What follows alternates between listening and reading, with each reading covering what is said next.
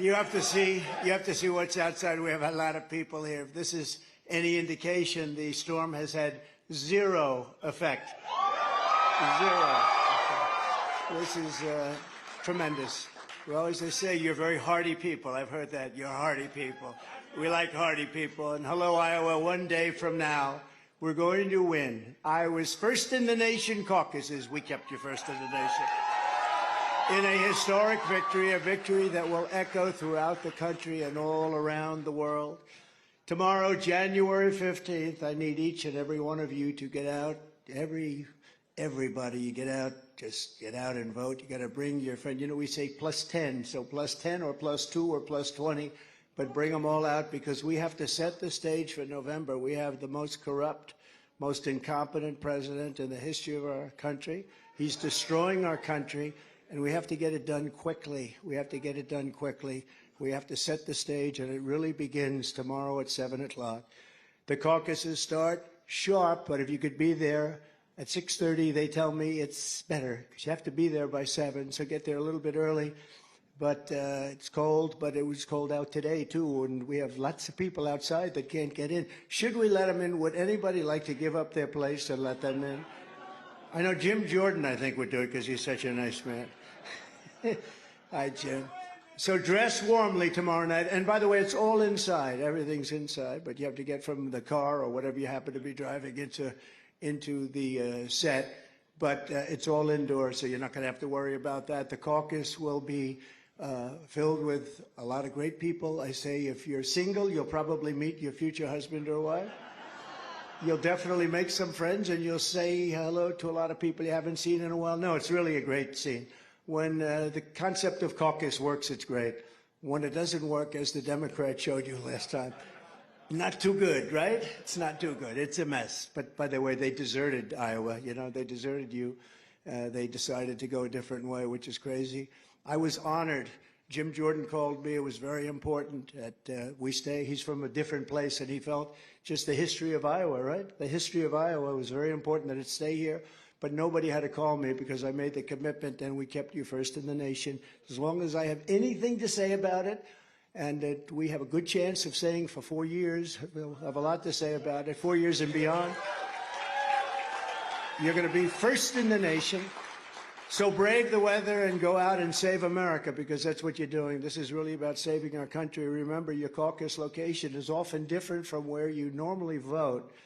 So you can find all of the information you need at ia.donaldjtrump, whoever that may be, .com, okay? And with your vote, we're going to defeat crooked Joe Biden. We're going to take back our country. We're going to make America great again. Since 2016, you and I have been in this battle side by side and together, and we've been taking on the entire corrupt system in Washington like no one has ever done before. I had no idea it was this corrupt. It's really bad. It's bad. We got rid of Comey. I did a lot of things.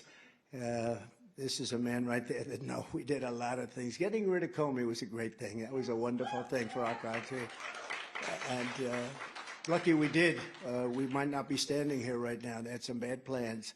But that didn't work out too well for them. And now, look at us. We're leading. By the way, we're leading in the polls by a lot, not just this poll. We're leading nationally. One just came out. We're at 71 to 9 and 11. You ever notice the fake news? They go, Haley is surging. She went from 8 to 11. I went from 66 to 71. And DeSantis went down too. So she overtook him by 1 at 11. And the story is, Haley surges. I'm at 71. She's at 11. I went up more points than her. And the funny thing, you know, I don't have so many points to gain, right? It's that I don't have the same vast wealth of points to gain. The headline, Haley surges. Trump's doing okay, too. From the beginning, they've been throwing everything at us, the never-ending steam of, and really just a system of high-energy steam. It's hoaxes, it's witch hunts, it's lies and horrendous abuses of power. From Russia, Russia, Russia, you remember that? Yeah, please sit down. Hey, look, you know what? We have so much time today. There's no football game that anybody wants to watch. There's nothing. We got a lot of time today.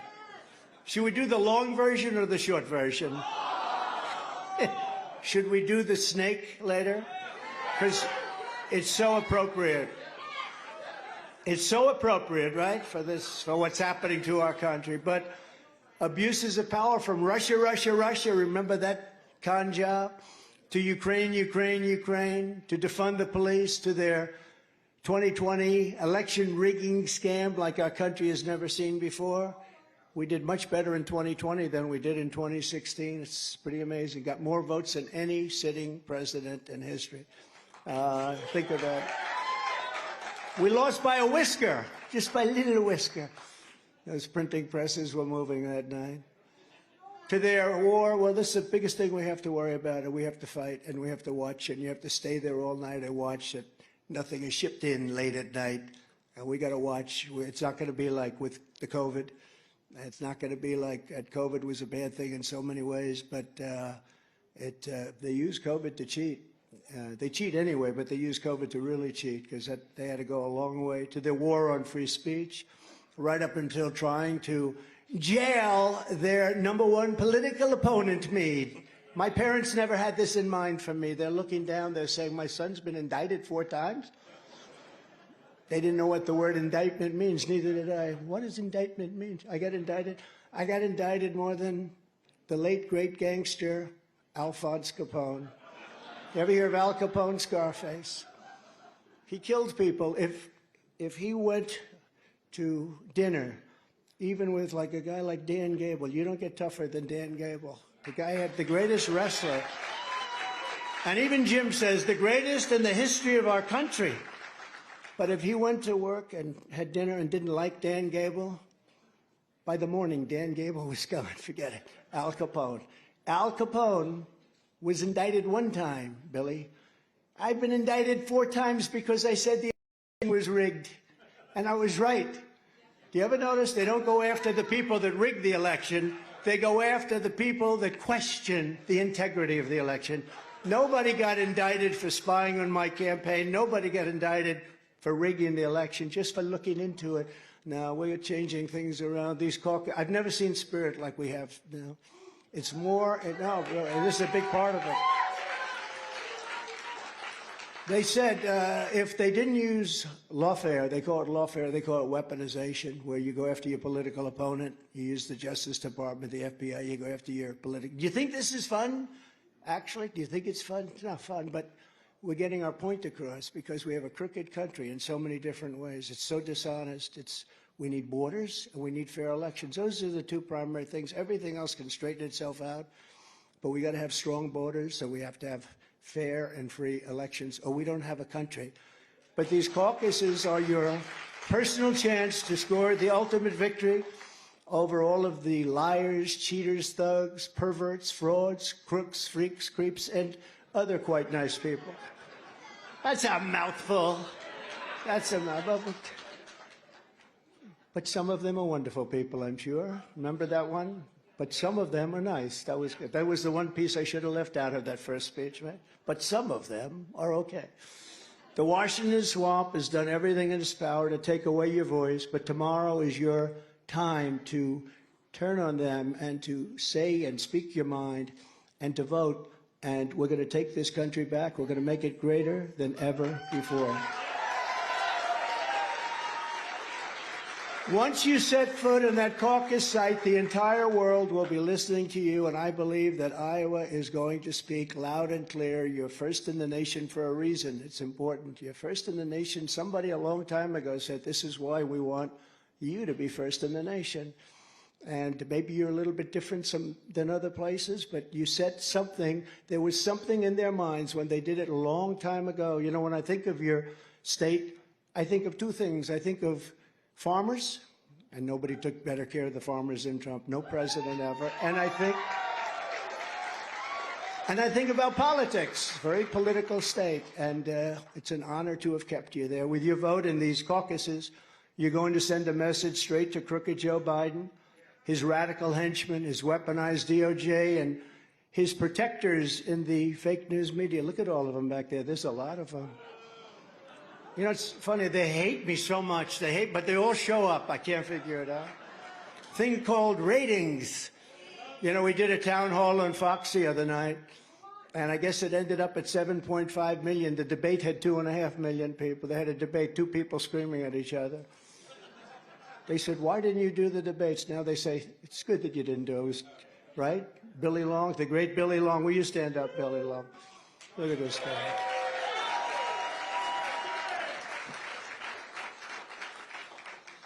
You're going to show all the people who've been through so much. They've been through the border situation. They've been just giving it away, selling off your jobs, indoctrinating your children, and trampling your values no matter how hard they try. It doesn't make any difference. We will never give up. We will never surrender. And in the end, we are going to win, win, win. We're going to win. We're going to win. We're going to win all the time. Under crooked Joe Biden, our country is dying. Our country is really in a position it's never been. It's never been in this dangerous a position. We have a chance of being in a World War III with weapons the likes of which nobody has ever seen before. I've seen them because I've seen what they can do. And this would be obliteration. I say this wouldn't be two army tanks running back and forth shooting. This is obliteration. And we have a man that can't put two sentences together. He can't find the stairs. See the stairs? He finishes a speech, which are very short. They're not like our 2-hour beauties, right? They wanted the long version, Jim. Remember that. But, oh, look, front row Joes. You didn't get in the front row today. Front row Joes, they follow me everywhere. We love them. How does it feel? Still pretty good. That's good. Thank you very much. It's a great honor. They followed me all over the place, 167 times or something. They've got to be pretty rich people, in all fairness. They go all over. It doesn't matter where. But I stand before you today as the only candidate who is up to the task of saving America from every single Biden disaster, starting on day one. The disaster is what he's done. All he had to do is go to the beach like he always does and leave everything alone. Leave the border alone. We are the safest border in history. It was just announced that last month inflation surged dramatically again, slicing into family budgets and further gutting our middle class. You know, we had the highest inflation, I think maybe ever, but they say in 80 years. I think ever. Energy is up 50% from what it was 3 years ago. Think of that. Rent. People that rent apartments, rent homes, up 35 to 40%. Mortgage rates are from 2% to about 9%. And there's another problem, you can't get the money. Food prices are up 42%. Bacon, I don't know what's going on with bacon. I just had bacon this morning. It was the best bacon I've ever had. There was no fat in it. I said to the hotel, I said, do me a favor, where do you get this bacon? I want to. You see it in New York, you have bacon. It's all fat with a little tiny string of something in there. This bacon was the best, but it should be, right? Because we're in Iowa. But bacon is like 3 or 4 times higher. I don't know what that's all about. But the only people getting rich right now are Joe Biden's donors and Nikki Haley's donors. She happens to be a globalist, by the way. I know her very well. Remember, I will never run against our president. Never. Never. He's a great president. He's the greatest president in my lifetime. That's not that good. You know, she's, what, 54, 58, 63? What is she? I have no. But I will never run against him, ever. She said this for years. Then she calls a news conference. Ladies and gentlemen, I've decided to run for president. I said, that's not so surprising because I understand Nikki. She can't help herself. I understand her very well, better than anybody. By the way, she's not up to the job, okay? I can tell you that. I don't want to be mean. If I said that about a man, everyone would say, what a great statement. But I'll tell you, from Ron's standpoint, he's definitely not up to the job. I know him very well. I got him elected. He forgot about that. He forgot that he was at 3. He was dead, gone. He forgot that he came to me, tears in his eyes, begging for an endorsement, and I endorsed him because he fought the Russia impeachment hoax #1 and #2. 2 hoaxes. They were both hoaxes. But he did, along with 200 other people in Congress. This man was the best of all. Jim Jordan was the best fighter of all. I'd say he was about 7% of what Jim was, but Jim never asked me for anything, you know. He doesn't need anything. I give him automatic endorsements, but he's leading in his district by like 97%. Nobody even runs. He's one of the few people, he never even has somebody running against him. But, so I gave it to Ron. Ron was down by, you know, impossible odds. The election was taking place very soon, I think 3 or 4 days. The nominating process was just about finished. A man named Adam Putnam, he was the Secretary of Agriculture, running for governor for 8 years. He was 8 years as the secretary. He raised $41 million. So he was at 42, and I think Ron was around 3. He was like a 30 or 40 point difference. And he came to me, and I didn't know Adam Putnam, and Adam Putnam never called me. So I wish he did, actually, because I probably would have endorsed him. He was fine, but he never called me. But Ron did, and Ron came over to see me, and he begged me for the endorsement. I gave it to him, and it was like a weapon went off. I hate to use the term nuclear weapon, so I won't use that, okay? Because we're getting too close to that stuff. We don't want to bring up the term, but it's brought up all the time. But it was like a weapon went off, a rocket ship went up. And he ended up winning 3 or 4 days later in a landslide. It was a landslide. Adam Putnam is still saying, what happened? What happened? Because he was already measuring for carpets in the State House. He was getting ready to move in. Then we had to get Ron through a very highly credible candidate at the time. He turned out to be a crackhead, unfortunately. As you remember, the Democrat, right? He was going to be within the next 15 years, he was going to be a president of the United States.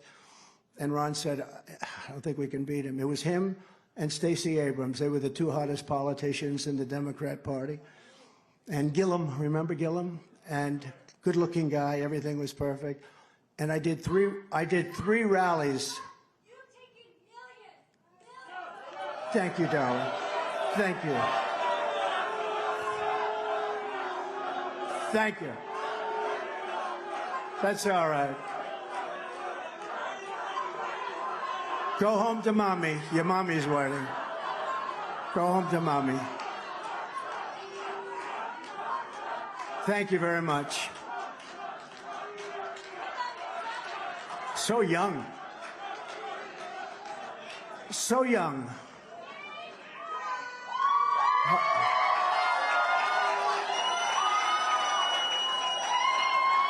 You know? It's amazing, because that used to happen all of the time. And I don't think it's happened in 2.5 or 3 years. That's the first. And she's so young. So young. So anyway, so young and immature. Thank you very much. Thank you.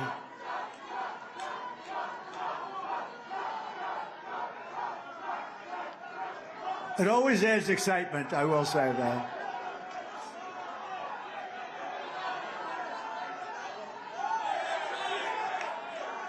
Thank you.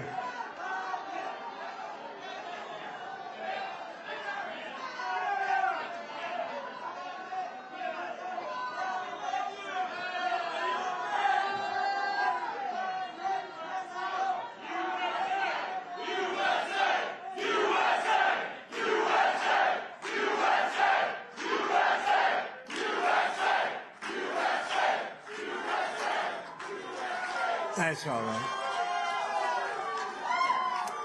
That's why we have America. That's okay. But they'll figure it out. You know, they're fighting oil. They're fighting oil. They're basically saying, let's close up our country because if you notice, China's right now building. China is building actually every week a coal-fired plant. And these people are fighting, and you're going to end up with a country that won't be able to compete if you listen to them. But they'll grow up. Thank you. They'll go up, they'll get older, and they'll understand that it's very important what we're doing. We speak from common sense. You know, we're really the party of common sense. People say, are you conservative? Yes, I'm conservative. We did a lot of conservative things, but we're really not liberal, conservative. We're the party of common sense. We want to have borders. We want to have elections. We want to have low taxes, a strong military.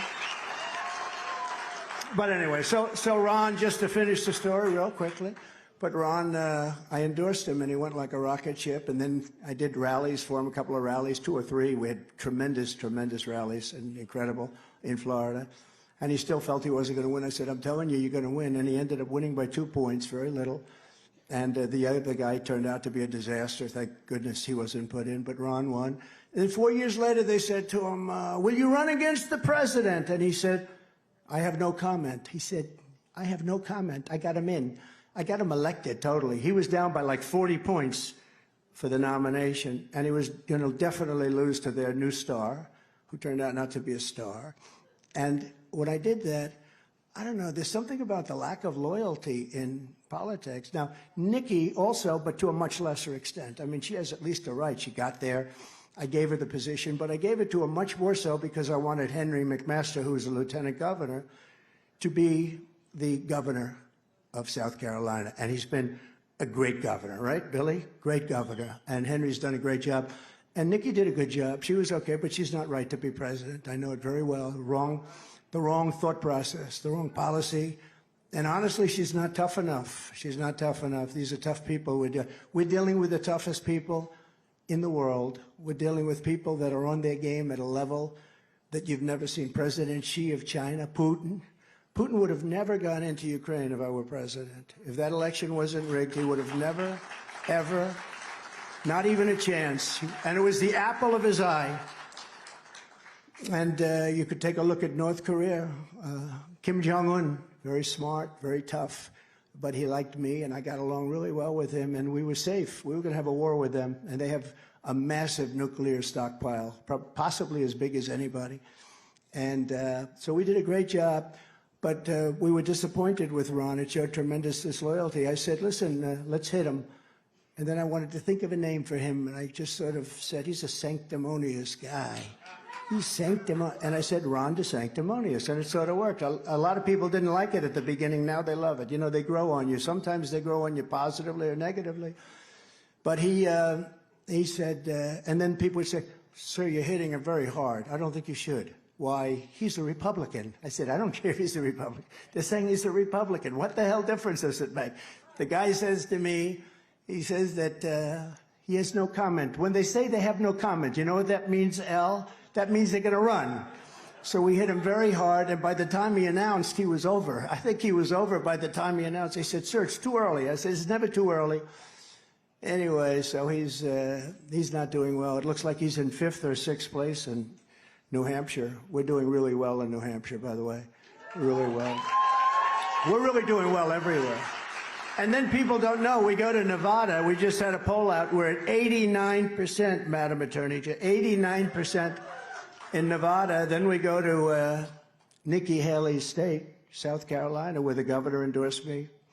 Where Lindsay and everybody, I mean, we're just about, everybody's endorsed me almost. And we're leading her by 40 points or 50 points, which is pretty tough to do. And then we come down and we eventually get to Florida. We love Florida. We're leading one-on-one with Ron. I'm at 89 and he's at 11. That's a big difference. And we started, I was slightly ahead in all fairness. You know, people don't know, in Florida, I got more votes by 1.5 million than he did. They talk about his great victory. But he only had that victory because of me. But I got 1.5 million more votes than him in Florida. But they did a poll, and he's not even a factor. So he's really hurt himself, because I think he would have, if he were a loyal person, if he would have waited 4 years, he's young, he's a young guy, he would have, I don't say anybody walks in, because you still have to show some semblance of personality. You have to do some things, right? And so it's never a walk-in, but let's assume he would have gotten my endorsement and he would have been loyal and everything else. But I think the lack of loyalty, a lot of people said when I went after these 2 people and a couple of others, sir, very, you know, highly paid professionals in the back, they said, sir, people don't care about loyalty in politics. I said, I think they do. And when I explained, like, when I explained about loyalty, like as an example, excuse me, with your governor, I gave her, think of it, first in the nation, I gave her ethanol, I gave her everything. But she was lieutenant governor, just like Henry McMaster. And I took Terry Branstad out, and I made him ambassador to China. And she became, because of me, she became governor. Typically, when that happens, when you're appointed governor or senator, you don't do well in the next election. Very rarely do you win. I don't know if you have when you get appointed, you very rarely win. she was losing by 10 points, and she called me, would I do a rally for her? I ended up doing 2 rallies and giving her a very big endorsement, and she ended up beating a very rich, I don't know who this guy is. All they said is he's a rich, very good-looking farmer. Well, those are good credentials for Iowa, right? Rich, good-looking farmer. And he was going to win, and I came in and I saved her. But then I gave her, first in the nation, gave her everything, really good, and I figured, you know, again, I don't do quid pro quo. But when I came in and I announced, I said, by the way, are you going to be endorsing me? Sir, I'd rather remain neutral. I said, wow, you're going to remain neutral? Wait a minute, I gave you the position. Not that one thing has to do with the other, but I gave you that position. Yes, sir, I'd rather remain neutral because I have to protect first in the nation. But I gave you first in the nation. Then she said, well, you have to understand, I'm the governor, and I want to be able to travel with each and every candidate that's running against you, and you too, sir, and I want to campaign with you. I said, you mean you'd campaign with other candidates? Yes, sir. I said, I don't want to ever see you on my campaign again. That was it. And that was so I don't blame her for then picking somebody, because we wouldn't let her go to any rallies or anything. But here's the thing I'm most proud of. She went from the most popular governor in the United States in 2 weeks to the least popular governor. She's the least popular governor in the United States. But I just thought it was very disloyal. You know, I mean, I just don't understand it. I don't understand it. And that happens in politics. What? What is? Oh, thank you very much. That's so cute. Nikki and Crooked Joe are both backed by warmongers and left-wing globalists, Wall Street, millionaires and billionaires who crave to destroy the MAGA movement. People are not happy with MAGA because MAGA's taking over. MAGA's, you know, when you hear the fake news when they say, well, MAGA represents 44% of the Republican. No, MAGA represents 95% of the Republican Party. Whenever you hear this stuff, and it's an amazing thing. When Joe Biden gets up and he's so angry, we're going to fight MAGA. And I say, what does MAGA mean? He has no idea. You know what it means, Joe? It means make America great again, right? It's a simple thing. No harm intended. Probably the greatest phrase in the history of politics, right? MAGA. I almost changed it to CAG, Keep America Great, right? But it didn't seem to have the magic.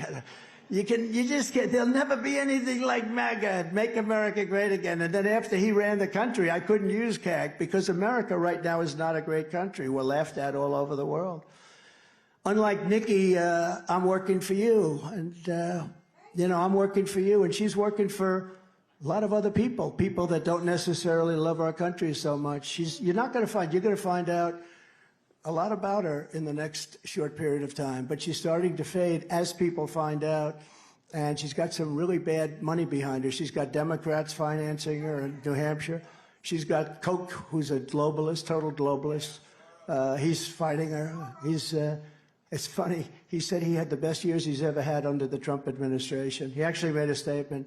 Charles Koch. David was a friend of mine. Charles, I don't really know Charles Koch. I saw him interview. He had a broken leg and he had Bermuda shorts on. I said, if I had a broken leg, I wouldn't be wearing Bermuda shorts during an interview. I thought it was the worst interview I've ever seen. Under the Trump administration, you were better off. Your family was better off. Your neighbors were better off. Your communities were better off, and our country was better off. We were never stronger than we were just 3 years ago, energy independent. America was stronger, richer, and safer, and more confident than ever before when I sat behind the Oval Desk, a beautiful Oval Office with the Resolute Desk. Do you ever hear of the Resolute Desk? The most, you know, when you become president, they give you a choice of 7 different desks. They're all beautiful.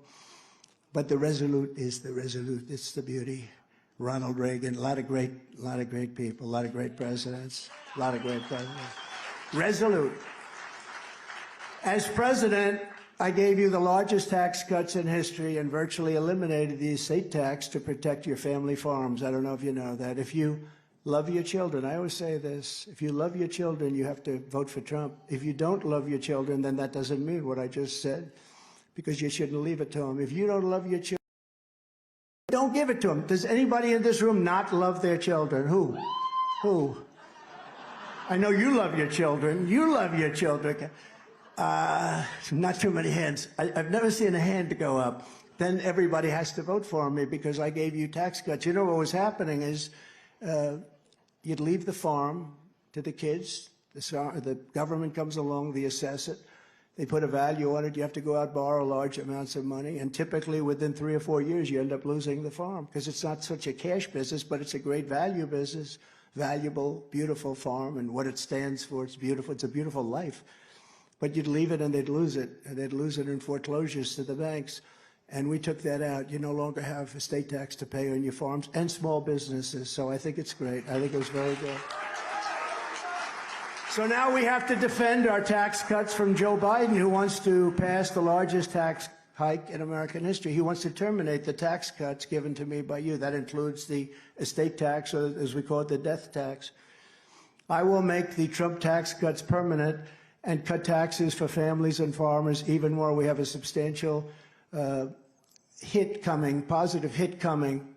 We're going to reduce them even further. Now, I have to tell you that when I did the tax cuts, they were the largest ever in the history of our country, bigger than Reagan's tax cuts years before. He did the biggest up until that time. We topped it.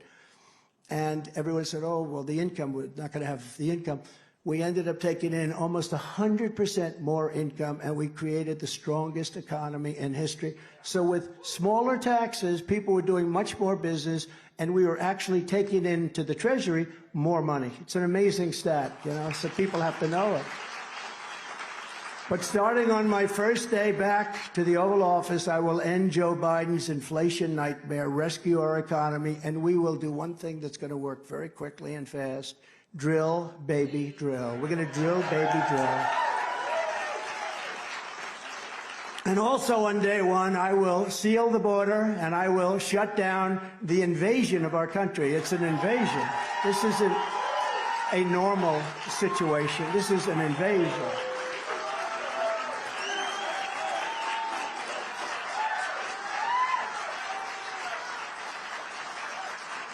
Thank you.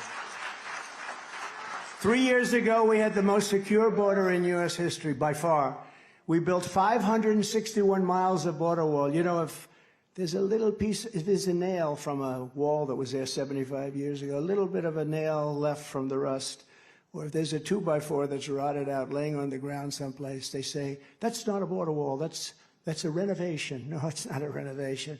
It was, you'd see little areas where you'd have some dead wood rotting on the ground for 40 years.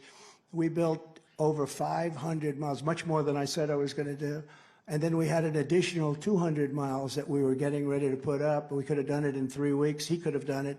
And they decided not to do it. And that was a terrible thing because our border is a mess. But they actually wanted open borders. That was the amazing thing. But we got Mexico to give us 28,000 soldiers free of charge. You know, when we talk about, I said, I'm going to charge Mexico for the wall. This is much more expensive.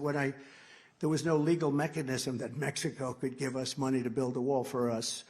But there was legal precedent for them giving us soldiers. And I went to the president and I said, you're going to have to give us a lot of soldiers. Why? Because they're coming through your country and they're hurting us very badly. No, I won't do that. I won't. And I liked him a lot. He said, but would you speak to my representative? So they came to Washington, a delegation. They saw me. The State Department was heading it. And a woman, very good woman, but a lousy negotiator, to be honest with you, a very quality woman. She loved Mexico. She worked on Mexico for 25 years. She said, sir, they will never give you that. We've been trying to get that for 25 years. I said, oh, I'll get it, 100%. I said, what else do you want? And we got Tom Homan involved, who's great, you know, central casting. I think he's central casting. He was great. And we got our Border Patrol people, Brandon Judd, and all of these people. These are incredible people. They actually want to do their job. They have a much easier job by not doing their job, but they want to do it. And I said, give me a list of the top 10 things, and Title 42, everything. They gave me a list that one of the things is remain in Mexico. You have to remain in Mexico. You can't come into our country. So I had a list of 10 things. Catch and release in Mexico. We called it catch and release in brackets in Mexico. We have catch and release in our country that nobody would ever leave. So they gave me these things, and this very handsome man shows up representing the president of Mexico.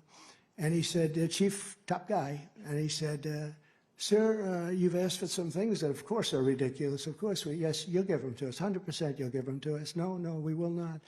I said, first thing we need 28,000 soldiers, free of charge. No.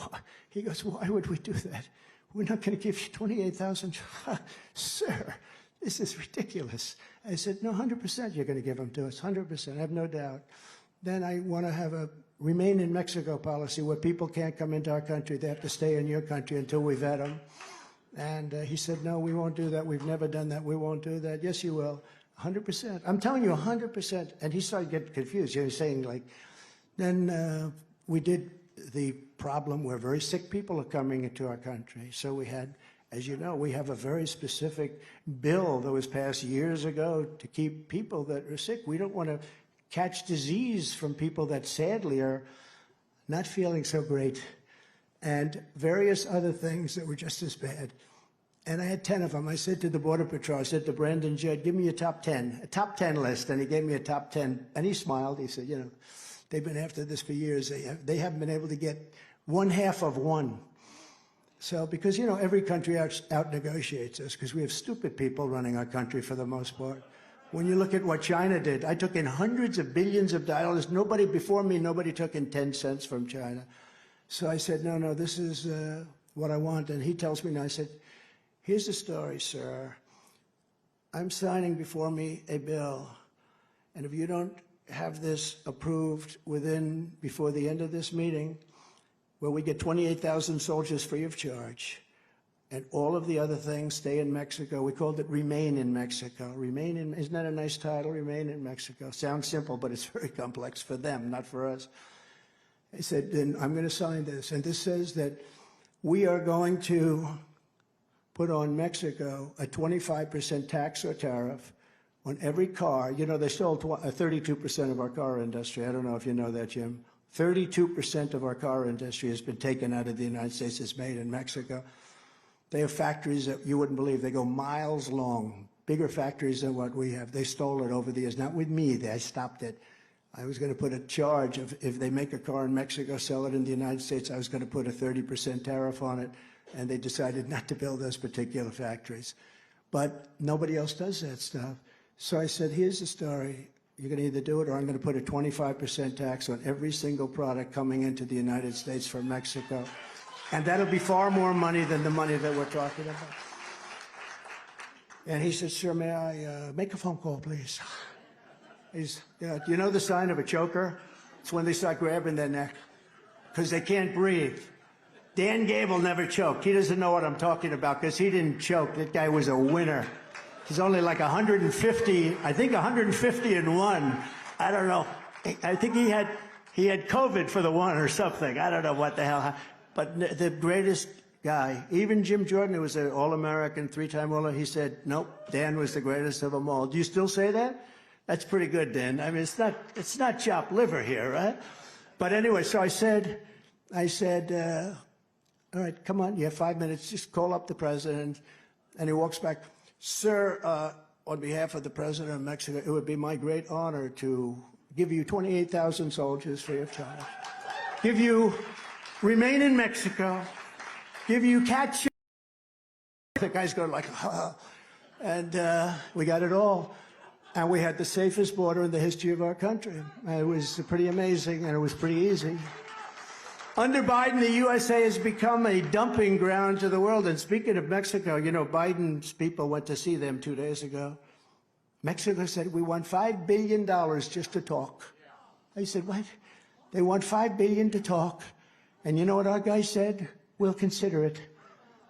These are the worst. These are the worst people.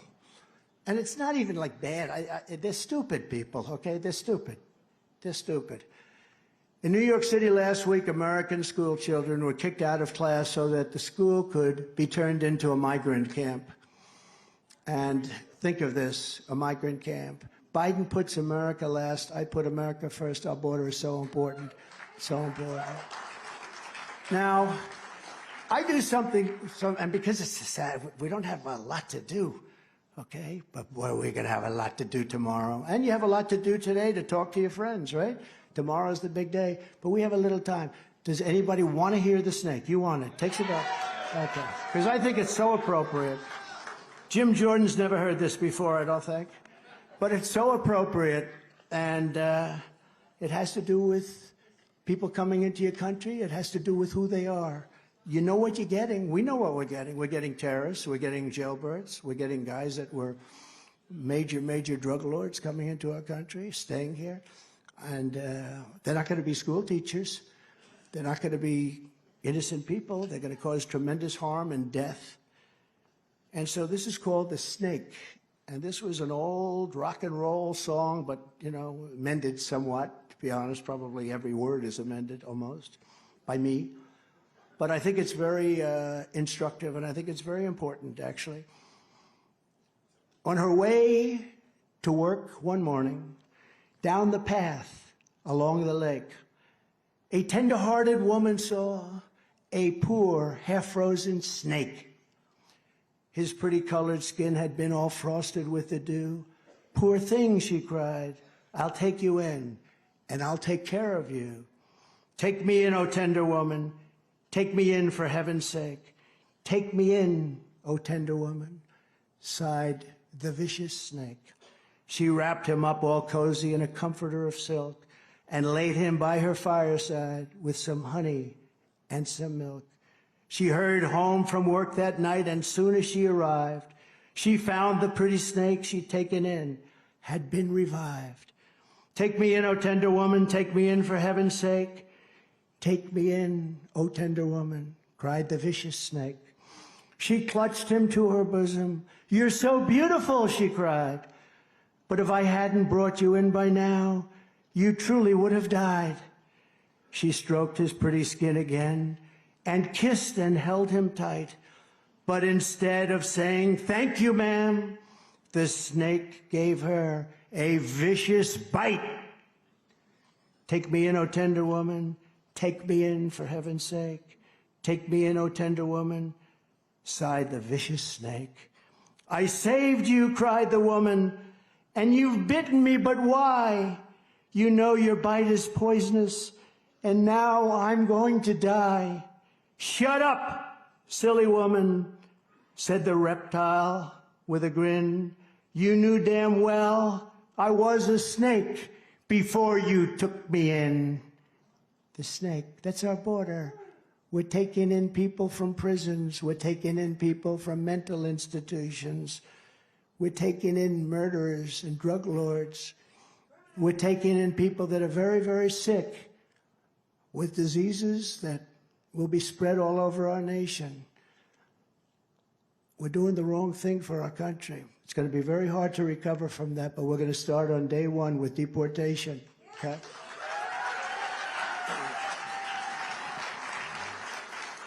Does that make sense, by the way? Does that make, right? Is there anyone in the room that doesn't get it? Because if you don't, please leave. We don't. You're hopeless if you don't get it. That's what's happening to our country. That's what's at the snake. Just remember it. As soon as I take the oath of office, I'll terminate every open border policy of the Biden administration and begin the largest deportation operation in American history.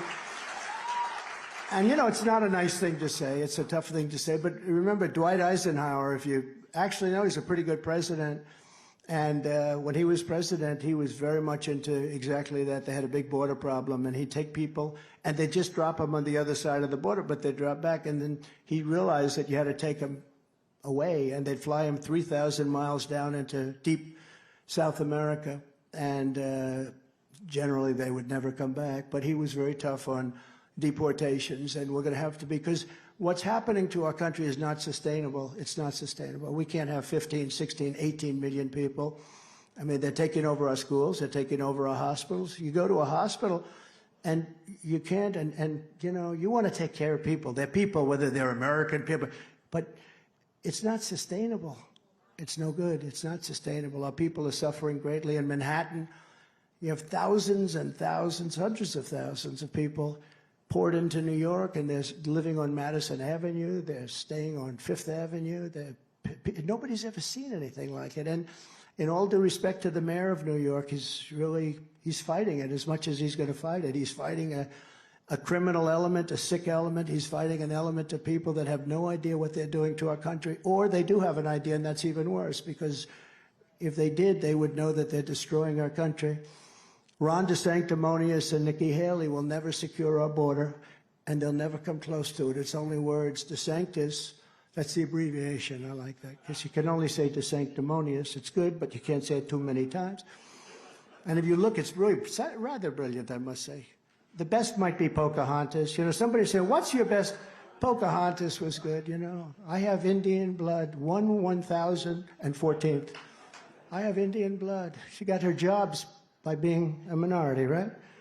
She got into Harvard because she was a minority. She got everything. And then she met Trump. And we came up with the name Pocahontas, and she told her friend, he's killing me with that name. Then they said, you have to apologize. You have to apologize for what you're doing with her. And I did. I got up and I did. No, I did apologize. I apologize. I'd like to apologize to Pocahontas, the real Pocahontas, for what I've...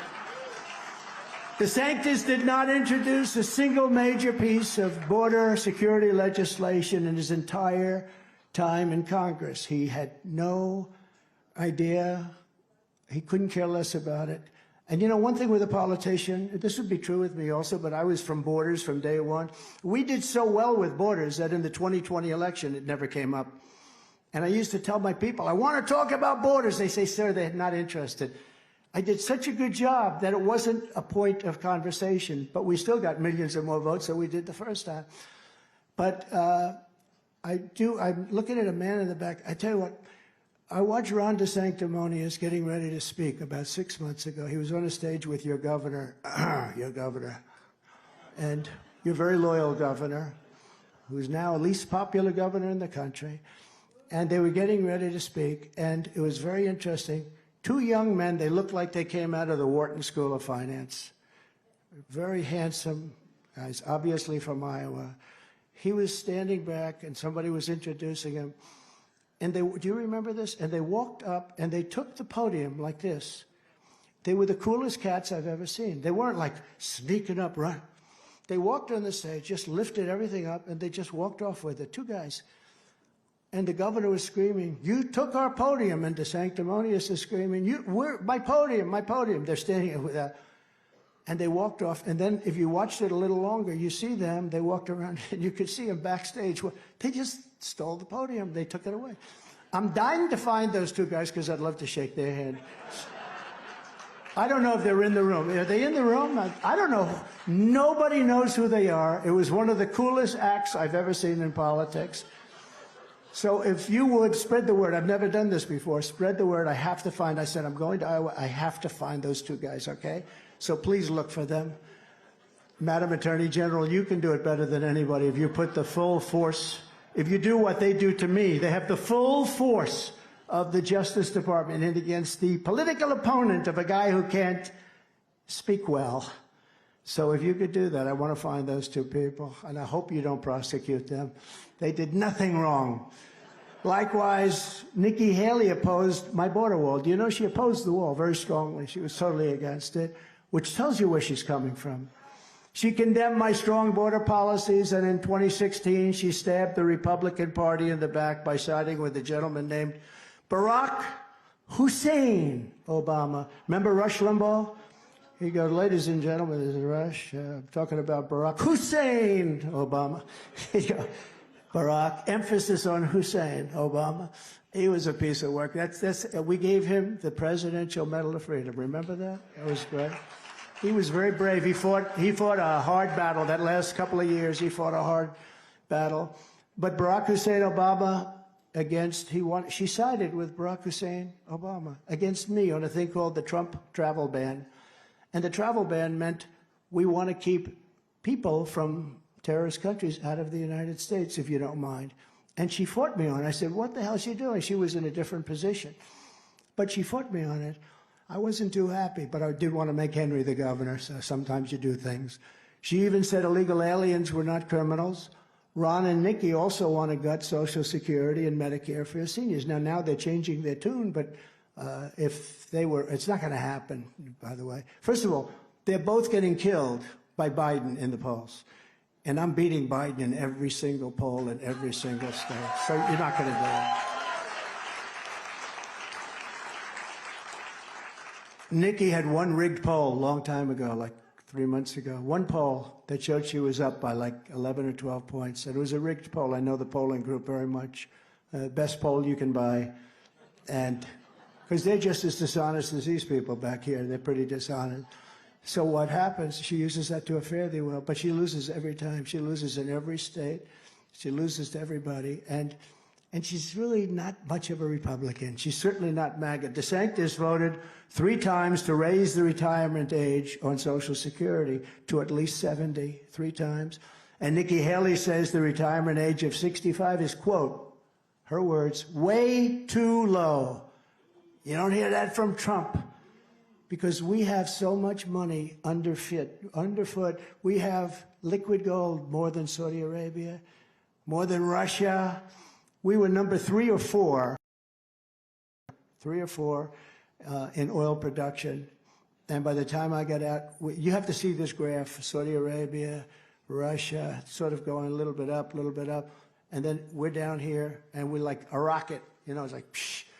And we were way number 1. And we're energy independent, but we would have been energy dominant within a few months. We would have been making so much money, we would have started paying off our debt. We would have reduced taxes still further. And that's where we could do so much. And we can also do a lot of cutting. We can also do, is that Nigel Farage, by the way? Oh, you stand up, will you? I'm just looking at this handsome guy. He's been a backer of mine from day one. A thing called Brexit, very non-controversial. And you've been right. They haven't implemented too well, but you've been right. No, we're big fans. Thank you, Nigel. It's really an honor to have you here. Great. You look great. I love these suits. You know, they know how to dress over there. We don't know how to dress like they do. Thank you. Great honor, man. Nikki Haley even supported Rhino Paul Ryan's 2011 plan to destroy Medicare, and the very same plan that led Democrat television ads showing Republicans wheeling Granny off the cliff. Remember the Paul Ryan, Granny off the cliff? Well, DeSantis loves Paul Ryan. Paul Ryan really hurt Fox, although they did very well the other night with their wonderful town hall. Yeah. Thank you very much. But he's a big Paul Ryan fan. Paul Ryan was a disaster as Speaker. You know, when Nancy Pelosi was there, she had subpoenas stacked up on both sides of her desk, and any congressman could walk in and just take one. With Paul Ryan, he had no subpoenas.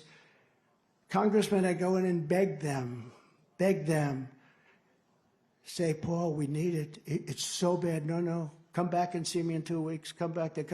He would never. I don't think he issued one subpoena in all the time.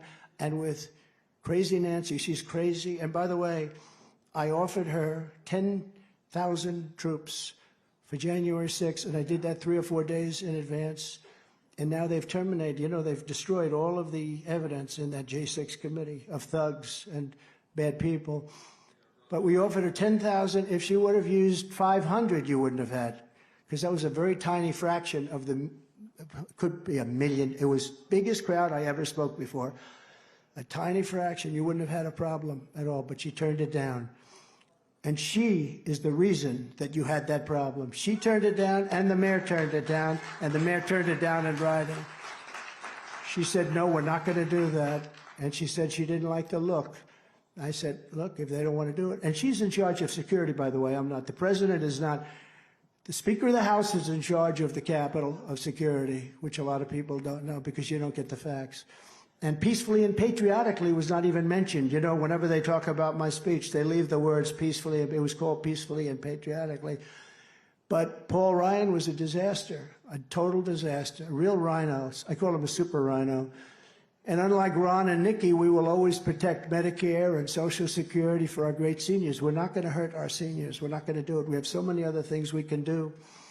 Nikki Haley also supported a 23% national sales tax. So you go out and buy something, and how is that on the middle class? And how about lower income people? The whole thing is ridiculous, and she fought it really hard. She wanted it and fought for it really hard. In short, Radical left Democrats would chew her up and eat her alive. And what they're doing now is they're supporting her in New Hampshire. And Koch is supporting her, who's just nothing but a super rhino globalist version. Ask yourselves, who does the radical left and the Washington swamp fear more? Nikki Haley, Ron DeSanctimonious, or President Donald J. Trump? I can tell you right now. I didn't even used to answer their phone calls. When Koch would call up, I say, forget it, because I thought he was so bad for our country. The corrupt establishment knows that if you put me back in the White House, their reign is over. It will be over. And America will be a free nation once again. We are not a free nation. Joe Biden and his henchmen are so desperate to stop us that they're weaponizing law enforcement for high-level election interference. They've never done this before. We've never done it. It's done. It's done a lot in third world countries, banana republics. They've never done this. Joe Biden is a threat to democracy, big threat to democracy, for two reasons. Number one, he's incompetent. And number two, he's surrounded by people that aren't incompetent. They're actually very dangerous, and they're very smart, and they have energy, and they can figure out how to walk off a stage, you know. But he's a threat to democracy for many reasons. This is only happening because we're leading big in the polls. You know, if I wasn't running, or if I was in fourth place or fifth place or seventh place, you notice a lot of people have dropped out. Sloppy Chris Christie just dropped out. And if we weren't doing so well with the general public, I mean, honestly, our polls here are great, but our national polls are even much more substantial. And if we weren't doing that, I wouldn't have been indicted. They wouldn't have indicted me. They indict you because they're still fighting my 2016 win. People in Congress that are fighting here. He challenged the election, Billy, right? He challenged the election. How dare we have to indict him? He challenged the election. They talk about slates. I had nothing to do with slates, but patriots had to do with slates. And they indict him. Thomas Jefferson did slates. They've been slates all over. On Alabama, which I won, I think, by 45 points in 2016, even more now. But Alabama, they said, I cheated on Alabama. We won by 45, and they challenged it. They challenged it. The same way they're challenging. It's such a disgrace what's going on. It is a two-tiered system of justice, and we have to get our Justice Department back, because you're not going to have a country anymore. You can't have it. At least I have a voice. When they indict me, I can explain what the indictment is, like the boxes hoax. I have presidential records. I have a authorized bill from 1978 or so that allows me to do exactly what I did. The New York Times did a story. Please, please, please, Mr. President, please, may we have those papers. And then they said, that's the only thing they have the right to ask. Now, Biden has about 15 or 20 times more, and he has them from when he was a senator and a vice president. He doesn't come under the Presidential Records Act. He doesn't have that protection. And watch what happens. They'll say he was okay, and he made it totally impossible to get. He's got papers under his Corvette in the garage, right? You know, sitting under on the wet floor in the Corvette. He thinks the Corvette's the greatest thing. Let's find out what country gave him that Corvette, because he takes a lot of different things. But you look at that hoax. I mean, you know, it's very interesting when it was announced, because they came after me. Then it was announced that, ladies and gentlemen, it's just been announced that President Biden has got thousands of classified documents. Do you believe this? And some people were saying, I was watching that fake news CNN. They're right there. Look, the camera just went off. The light just went off. The red light, I'll put it back on. So now I'm watching fake news. And the announcer, the person, fake tapper, I think it was, said, oh, no, he did it again, meaning me. Because if he's got him, they're not going to do anything about it. But if I've got him, they want to, you know, they want to bring back the death penalty, bring back the electric chair out of retirement. But the new, and it's true, if I weren't leading, or if I weren't a factor, or if I wasn't in the race, none of this would be happening. I'd probably be having a nice time right now. But I'm having a better time being with the people of Iowa. I actually, believe it or not, I enjoy this. I enjoy it. There's got to be something a little wrong there, because I enjoy it. I could be right now in one of the most beautiful places in the world, someplace having a great time, but I have a better time right here. I'd like it to be a little bit warmer, but you know what? I'll tell you, you get around pretty well, because we didn't know, would anybody show up today? They have people that can't get in, and I think that's going to happen tomorrow night. Hopefully, more importantly, Jim, tomorrow night that's going to happen. But in the new the new Gov poll, it's called YouGov, very respected. It's Trump at 69, just came out 2 minutes ago, DeSantis at 14, and Haley at 12. And we're up big in Iowa, likewise. We're really up big. I don't want to talk about it too much. I'd like you to leave this place saying, I think we're about 1 point down, because that way you're going to vote. We're 1 point down. It's going to be tough. We all have to get out and vote. So I'm not telling you that we're 44 points up. But the higher we're up, the higher we go, the better a signal. We send a good signal to New Hampshire, but the better a signal we send in November that we're taking our country back. So it's really important that, no matter what the polls say, no matter if they're way up, they are, but you got to get out and vote. We're also dominating Biden in the general election, while Biden is clobbering Nikki Haley. She's killing Nikki Haley in the polls, and she's also beating DeSantis in the polls. Haley has lost 20 points in head-to-head polls against Biden in just the last month. I don't know what's coming out about her, but she's lost. She's gone way down in the polls against Biden. And I sort of believe in polls. You know, I only talk about polls if they're good for me. I never talk about them if they're bad. I say, ladies and gentlemen, there's a new poll. You can bet it's going to be good. If it's a bad poll, I just don't talk about it, right? I mean, you know. The radical left Democrats rigged the presidential election of 2020, and we are not going to allow them to rig the presidential election of 2024. We're not going to allow it. We're just not going to allow it. We're not going to say, because if they do it, if they get away with the kind of things, they didn't get legislative approval, they go to a legislature, they go into one of the big legislatures, I could name 10 of them, and they get turned down. And then they come down, they do it anyway, but much more than they even asked for.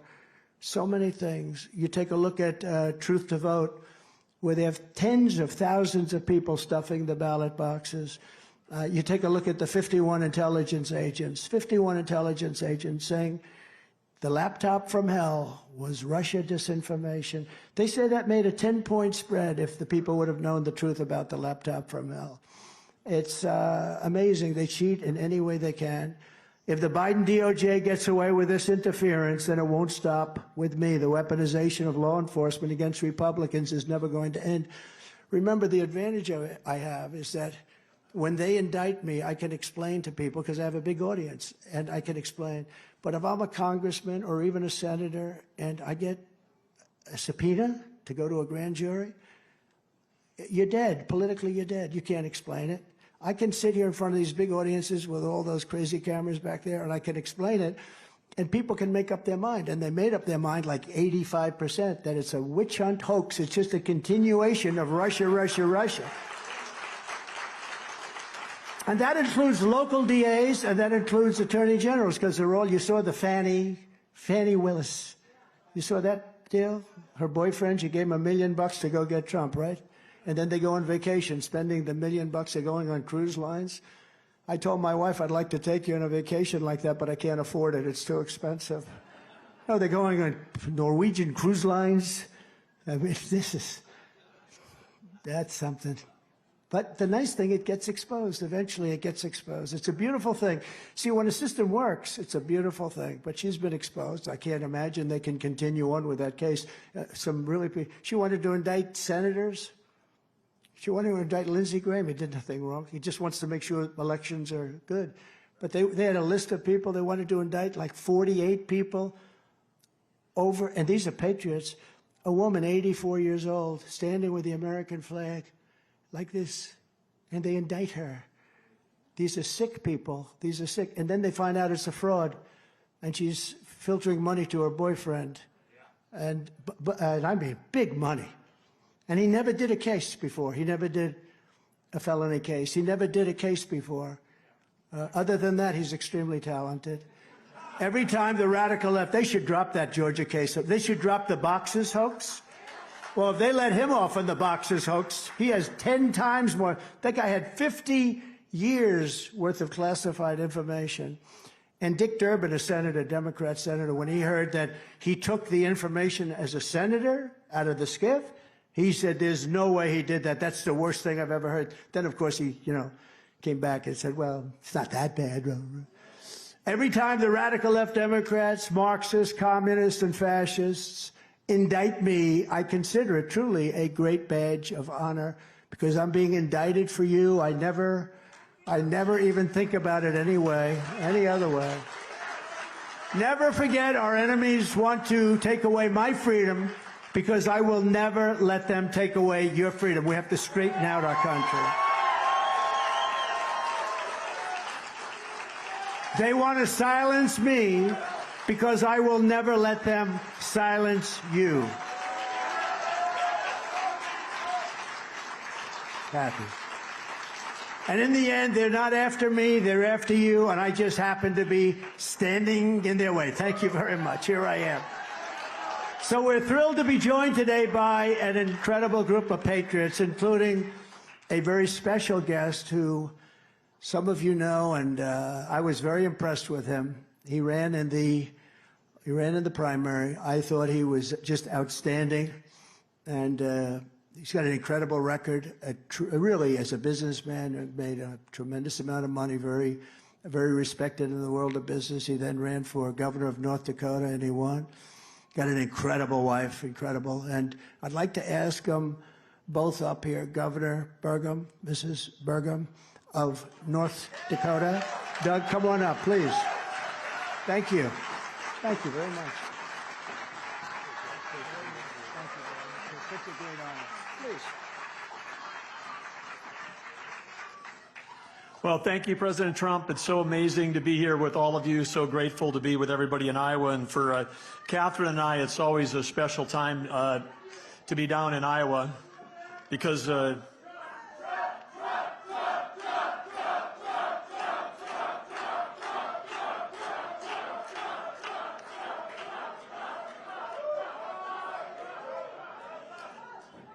as we were just saying, it's great to be here. Grateful for all of you to be out here and grateful for what you're going to do tomorrow. But Catherine and I especially love coming down to Iowa, especially on a day like today, because we come down here to warm up. But 4 years ago, I was speaking on behalf of President Trump at the Iowa caucuses in Sioux City. And today, I'm here to do something that none of the other presidential primary candidates have done. And that's endorse Donald J. Trump for the President of the United States of America.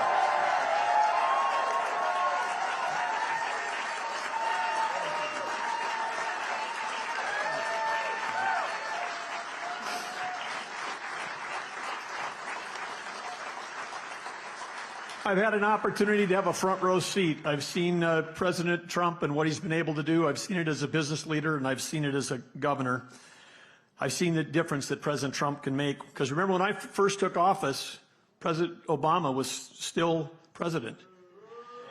Yeah, and trying to work with his administration was a disaster. Then President Trump took office, and everything changed.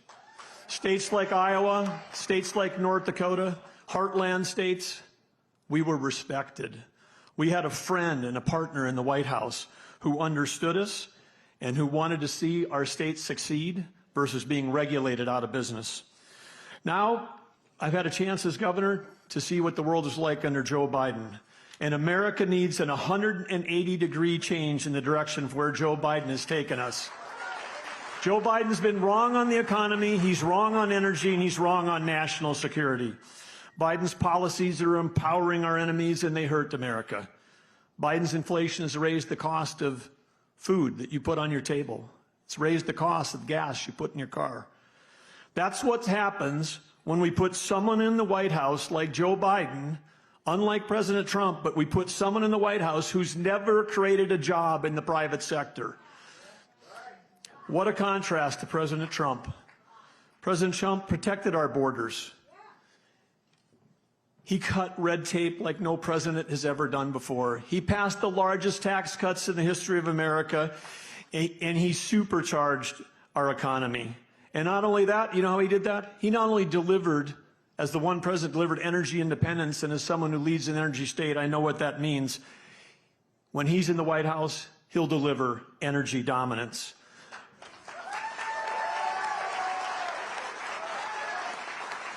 Under President Trump, America was safe and prosperous, and tomorrow when you caucus, you have an opportunity to send a message to the nation and send a message to the world that Donald J. Trump will make America great again. Thank you very much, Iowa.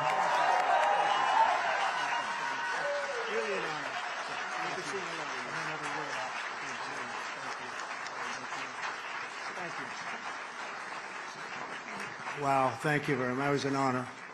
Really, if you watched him perform, it was like nobody else. He just has a great record in everything he's ever done. So on behalf of the Trump family, we thank you both very much. Very much. Thank you. Also with us, Iowa Attorney General Brenna Bird, who's a courageous warrior. Thank you, Brenna. Incredible. I think you're the most popular politician right now in Iowa. Although I'd say Big Matt. Matt, stand up. Big Matt is right there, too. Matt Whitaker, former Attorney General. State Representative Brooke Bowden. Brooke, thank you. Great job, Brooke. Thank you very much. And State Senators Julian Garrett. Julian. Thank you, Julian. One of the earliest endorsers from 2016 and even 2015. Sherilyn Westrick. Sherilyn. Thank you. And the earliest endorser in the whole country, the Marlboro Man. These guys are the Marlboro Men. I'm telling you, I don't know if you're allowed to do that anymore with the cigarettes. I guess you can't. But he is to me, he'll always be. He was the first person in the whole country that endorsed me. I said, who is that guy named Brad Zahn from Iowa? He keeps endorsing me, and I haven't even announced I was running. So he endorsed me long before I ran. He said, that guy from New York should be president. And he's a great guy and an incredible person. He loves your state and he loves our country. Brad Zahn. Look at this guy. Look at this. Come on. Say something.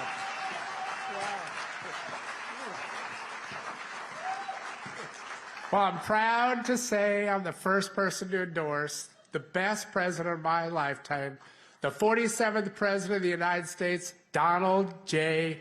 Trump. Thank you.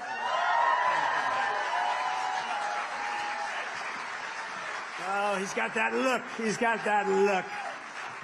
Thank you very much. Great guy.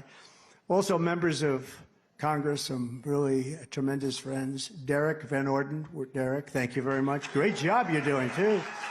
Great job. Really fantastic. And a man I'm a little prejudiced because I've known him well. He's a friend of mine. He's a warrior. Derek, would you say? He's a warrior like few others. Jim Jordan and his wife, Polly. Where's Polly? His wife, Polly. Polly. And by the way, Polly, you did produce, with all of his wrestling, you did produce an all-American wrestler. One of your children, at least one, but they're good wrestlers. We're not going to wrestle any of them, but he's an all-American, so congratulations on that. That's incredible. That's incredible. And former congressman and another great friend of mine. This guy is the greatest auctioneer that I've ever heard. I've heard some pretty good ones, right? You feel like doing something, Billy? Come on up here, Billy, real fast. Come on. Come on. This guy and he's a great guy. Billy Long, everybody. He would take over a room. Wait till you hear this. Now, don't get nervous, Billy. See, most people say, oh, no, no, no. He says, yes, I didn't know this. That's good. Take it over. All right, now we're going to auction an American flag to be flown over the United States Capitol. And just get me your information when you're done. Well, surely you've got some kind of a campaign deal they could write the check to, don't you? All right, hey, and who got $1,000? Yep, who get $500 for 5, 5, 5, 5, 5, 600, 7, 7, you will buy 700, 7, 8, 80, you will buy 89. Yeah, $1,000, $1,000 bill, $5, 1100, 11.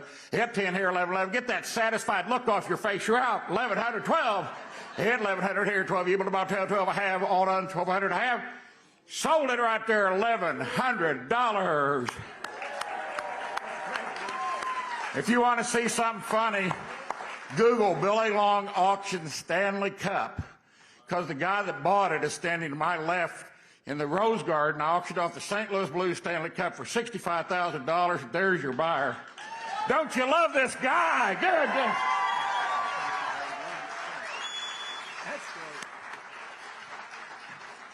That's pretty good, isn't it? It doesn't get better. He's the top guy. And thank you very much. Boy, no nerves either, Billy, huh? Now, most people would say, no, I'd rather not do that. He said, yeah, I'll do it. I didn't think he was going to do that. But it's really fantastic. And another man who's a friend of mine, he's another one I'm not going to mess around with. He's Knox County, Tennessee. Do you know Glenn Jacobs? Goes by the name of Kane. Kane. Where is Kane? Look at the size of this guy. Man, oh man. That's it. He's all man. He's all man. It's good. How many years have you been doing that? You've been Kane, one of the great characters. And how many? So how tall are you? You're 6 what? 6'8", and weigh what when you wrestle? About 3. Well, that's not bad. I'm not that far away. Ew. That's not good. You just ruined my day. 300. Well, all I know is, I guess there's a little acting involved, but when I see these guys, some of them like The Undertaker, right? And I see him, and he walks around the ring lifting a 300-pound guy over his shoulders like this. It may be acting, but there aren't too many. And then he throws him into the seats. It's pretty great. And he's done a fantastic job as mayor, Tennessee. And I don't know, I have thoughts that maybe you're going to run for governor of Tennessee sometime, because you have done a great job and you're very popular. Huh? Thank you very much. Good to have you. Thanks. Great to have you. Look great. Also a woman who's really talented, and she's been amazing. She just loves the campaign and loves the country, and she's brought her whole staff with her. She's a very important person. Politically, but she's actually free press in the true sense. She's free press, and she's really become a friend of a lot of great patriots in this country. Laura Loomer. Stand up, please, Laura. Great job you do. Great job. You want to try and have her on your side, right? Much better. No, she's fantastic. Thank you, Laura, and your whole staff. We appreciate you coming. One of the greatest wrestlers of all time. I said before, he really is. I've known his name for a long time. I watched him, and there was nobody like him in the history of this country. There was nobody like him, and beyond. Dan Gable, he's a legend from Iowa, but he's just a great person, and we awarded him the Medal of Freedom, along with his. That's right. We awarded Dan the Presidential Medal of Freedom, which is the highest award you can get. That's the civilian version of the Medal of Honor. The Medal of Honor is much tougher because, usually they're usually gone or in very bad shape when they get the Medal of Honor.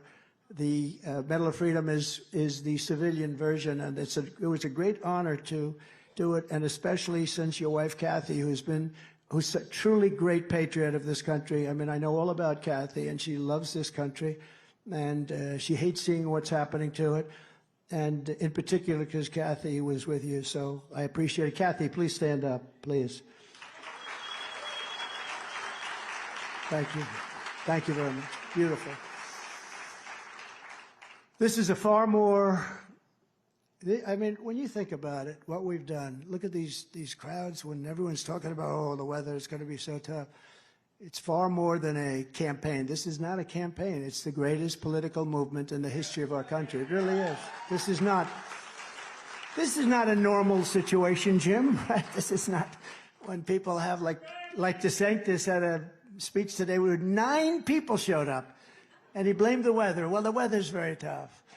Together we ended the NAFTA disaster, the worst trade deal ever made. We replaced it with the brand new USMCA, the best trade deal ever made by our country. I took on communist China like no administration in history, bringing in hundreds of billions of dollars, pouring right into our treasury. When no other president brought in 10 cents, they never got 10 cents. They never even asked China.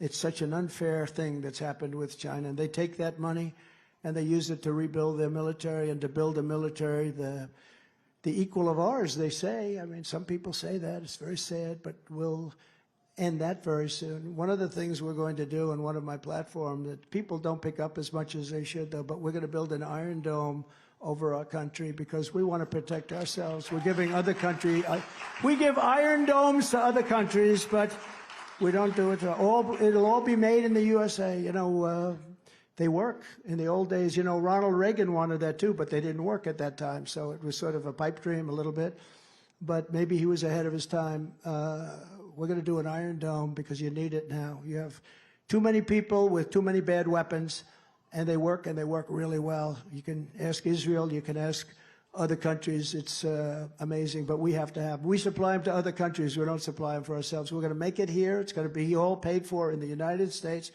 and it's going to be the best of them all. We have technology that's so incredible and so advanced, and we advanced it very much in my 4 years, but then they've done nothing with it. We're going to build an Iron Dome. It's a very big deal for me. Then I gave the farmers, out of all the money that was raised from China, $28 billion straight out of the tariffs that I took, and it's a large part of it came to the state of Iowa. And I told the farmers at the time, go out and buy more land, because I knew I was going to make a great deal with China, because we have all the leverage if you know what you're doing. We don't have leverage now because they don't understand leverage, but we have all the leverage with China. And I told our farmers to go out and buy more land and larger tractors. Do you remember? And I was right, because you've never done so well. And anything left over, like you see the fumes, it's the fumes of the Trump administration. That's the only thing that's keeping this Biden thing a little bit alive, because their numbers are no good except for the stock market. They have terrible inflation numbers still, but the stock market, that's the fumes of what we did, and the fact that I'm leading every poll. If I weren't leading every poll, the stock market would crash. And I'll tell you what, if we don't win, I believe you'll have a depression the likes of 1929, because there's no reason for this to happen. There's no reason what's going on right now. I think the fact that I'm leading in the polls is what's keeping the stock market up, because I stand for everything that the stock market should be standing for, and it's very important. And I think if you saw numbers go down, which you haven't seen, it's been a steady rise up. Everyone's waiting. When will it happen? Well, maybe it will, maybe it won't. But it's been like this right from the beginning. But that's what's keeping the stock market up, in my opinion. A lot of people are saying that. I stood up for Iowa ethanol and issued a historic rule declaring that E15 would be made available all year round. Ron DeSantis has spent his entire career trying to destroy ethanol. Now, a few weeks ago, he came out in favor of ethanol. Don't believe it. He just came out in favor of it. I will protect ethanol with 4 more years in the White House. It'll be totally protected. Not only was it protected, we gave you things that nobody thought were possible to get, and it really has been a big boon to ethanol and to Iowa and Nebraska, a couple of other states. I will also take immediate action to restore peace through strength. Very important term, peace through strength. We don't have to necessarily fight and die, lose our blood and lose our wealth, our children, our beautiful children, fighting in countries that nobody ever heard of. And we lose them, and there's no reason for it. You know, I was the only president, think of it, the only president that didn't get us into a war. 78 years, we didn't have any wars. We finished up a war. We beat ISIS 100%. We beat ISIS 100%, and we took off. We took it down. We took out Soleimani. We took out al-Baghdadi, the worst terrorists in history, probably. Just killed them. And they are no longer.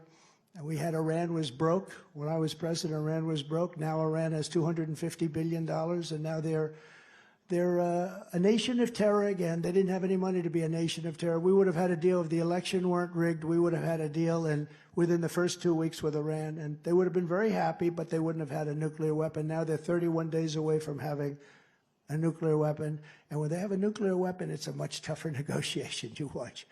I'm the only candidate who can make this promise. I will prevent World War III. You're very close to World War III, and a lot of you don't know that, but you're very close to World War III. We have an incompetent man negotiating with very smart people and very tough people, very mean people, and people that also have great strength and power and great weaponry also.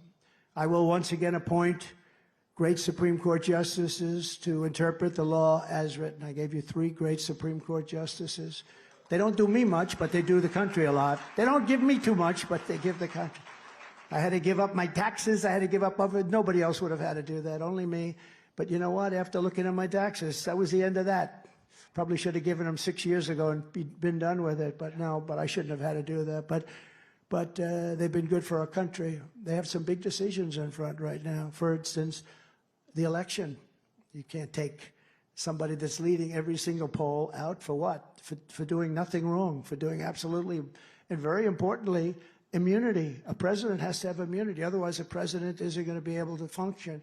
If you don't have immunity, and I'm not talking about me, I'm talking about every president, you would never make a decision.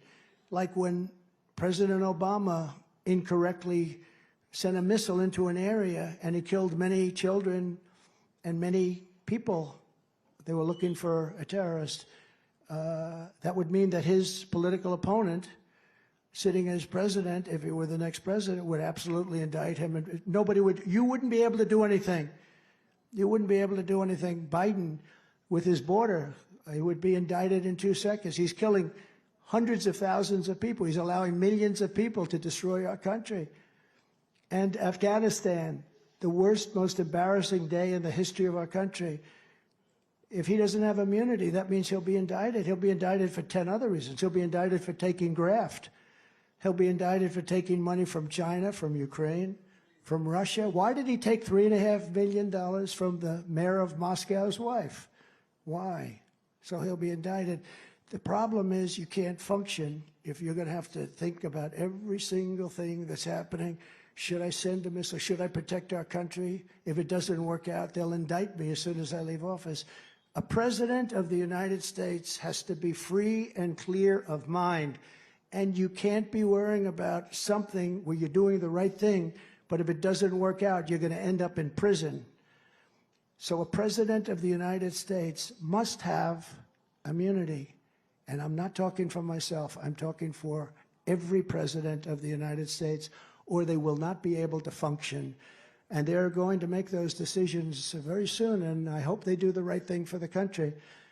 And I will direct a completely overhauled DOJ to investigate every radical, out-of-control prosecutor in America for their illegal, racist, and reverse enforcement of the law.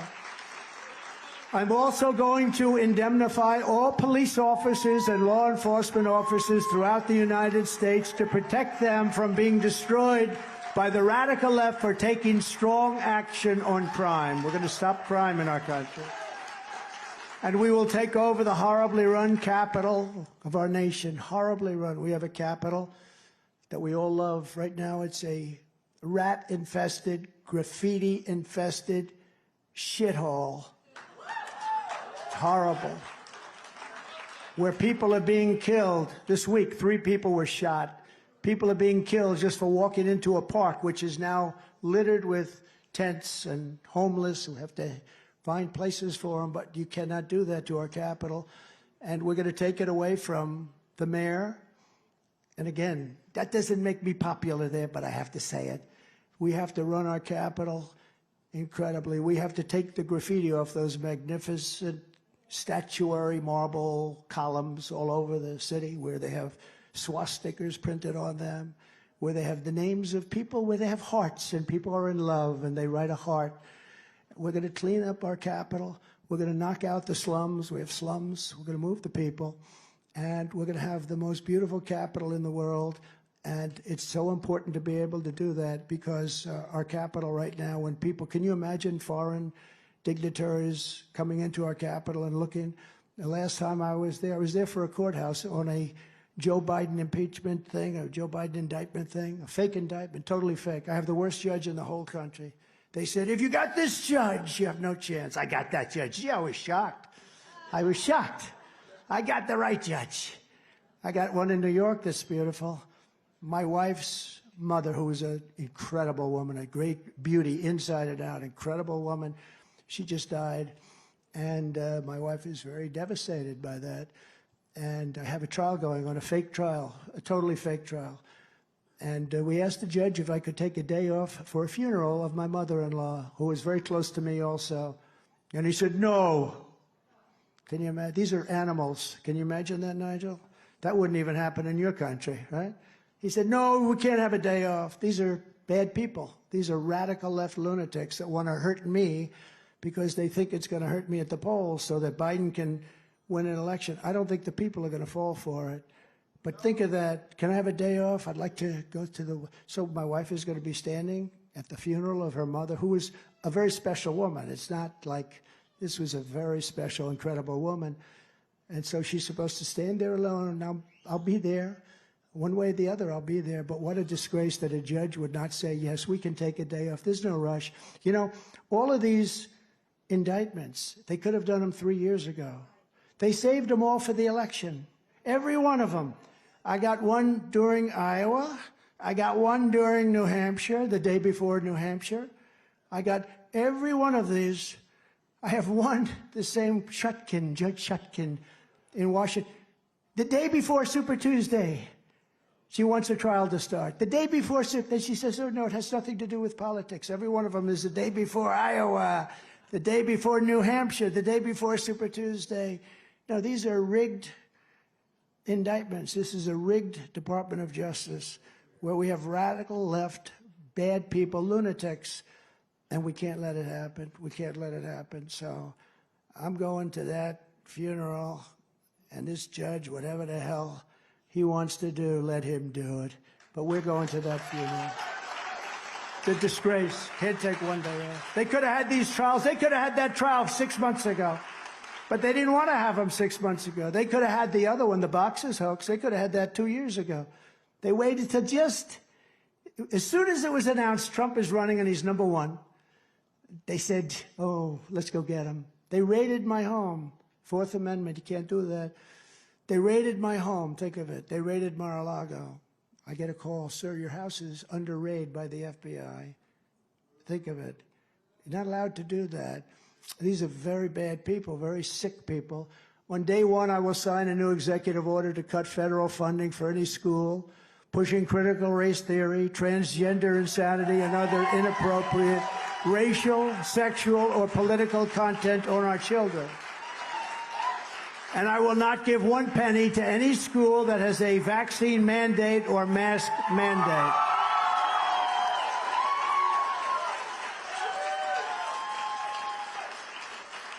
And I can't believe that I have to say it, but I do, because it's such a big thing now. It's not believable that it's a big thing. Can you imagine saying it 10 years ago? Nobody would know what you're talking about. I will keep men out of women's sports. I will sign immediately. Men out of women's sports. I mean, I could ask Dan Gable, Dan, in your prime, do you think there was a woman that could out-wrestle you? I don't know. Tell him. Yeah. He said only his wife. Only Kathy. That's right. That's a perfect answer, actually. And I will fully uphold the Second Amendment, which is under siege, by the way. Which is under siege. As I did for 4 years, it's under siege. We will protect innocent life, and we will restore free speech, and I will secure our elections. We will go to paper ballots. We will have one-day voting, and we will have a thing called voter ID. They don't want voter ID. Why would you not want voter ID? Only one reason, because you want to cheat. Why would you know, you have ID for everything, right? You go to the grocery store, you have ID. No matter what you do, you have ID, except for voting, which is your most important thing.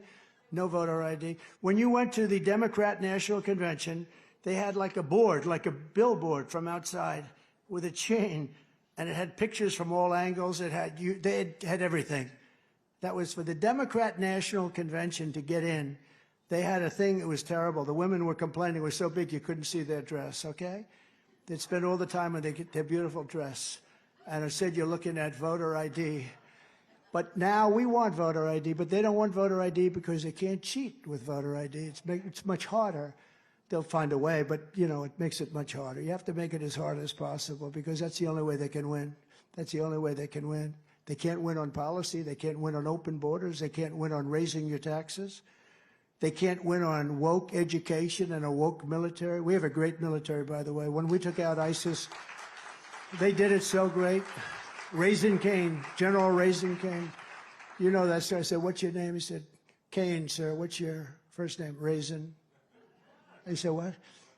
Raisin, sir. They call me Raisin. I said, your name is Raisin Cain? Yes, sir. I love you, General. You're the general I've been looking for, and he was great. He wiped them out so fast. He said, I'll get it done in 4 weeks, sir. But we wiped out ISIS very quickly. We have a great military, but you have to have the right people, not the people you see on television, not the person that's laying right now in a hospital room that was missing for 5 days. And he's running the war with Yemen on his laptop like a child, you know? My young son uses laptops to have little war games, right? Like all of the kids. He's running it, but they didn't even know where he was. What happened to him? But until then, Republicans have to win. If you took the 10 worst presidents in the history of the United States and added them up, they would not have done near the destruction, damage to our country as Joe Biden and the Biden administration have done. There's nobody has done damage like this. I always say Jimmy Carter's the happiest man alive right now, and it's good because he's somewhat elderly, right? Somewhat. My wife went to the funeral of Rosalind 2 months ago. It was a beautiful funeral. But Jimmy Carter's a happy man right now because people are considering, compared to Biden, his presidency to be a brilliant presidency, right, Nigel? It's a brilliant. Jimmy Carter, by comparison, has a brilliant presidency, so he's happy. So if you want to save America from crooked Joe Biden, you must go caucus tomorrow. The first step, really the first step. We got to do it. We got to do it big. You got to get out. You can't sit home. If you're sick as a dog, you say, darling, I got to make it. Even if you vote and then pass away, it's worth it, remember? If you're sick, if you're just so sick you can't, darling, I don't think, get up. Get up. You get up, you're voting. Yes, darling, because ultimately we know who calls the shots, right? Right, Polly? So you be safe and all, you're going to be safe. And again, all indoors, it's going to be all indoors, but you got to get up, you got to vote.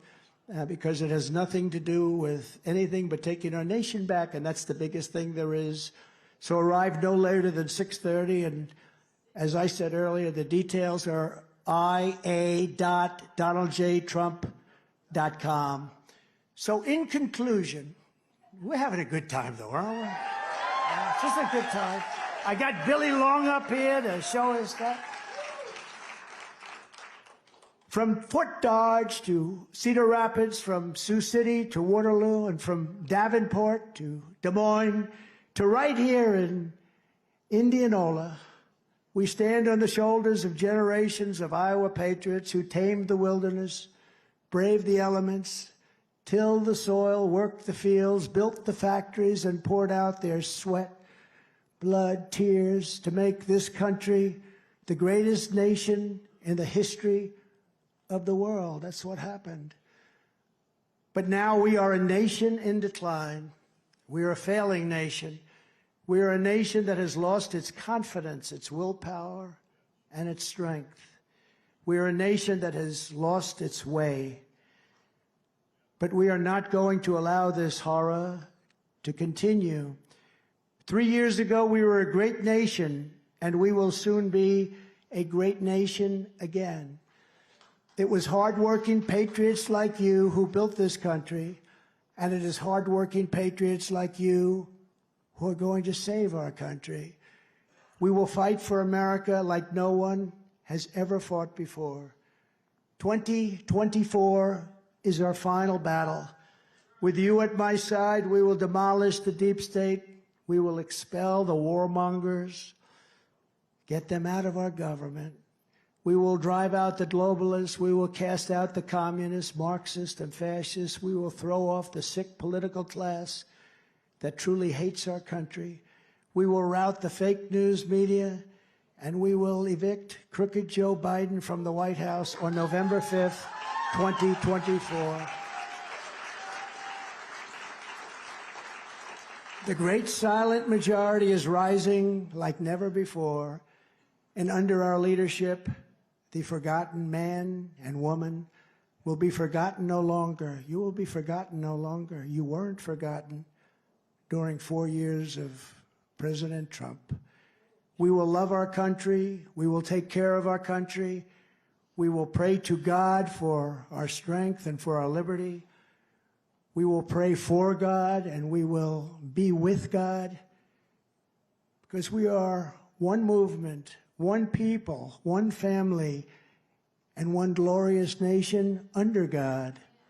And together we will make America powerful again. We will make America wealthy again. We will make America strong again. We will make America proud again. We will make America safe again. And we will make America great again. Thank you very much, Iowa. Thank you. Thank you very much. God bless you. Thank you.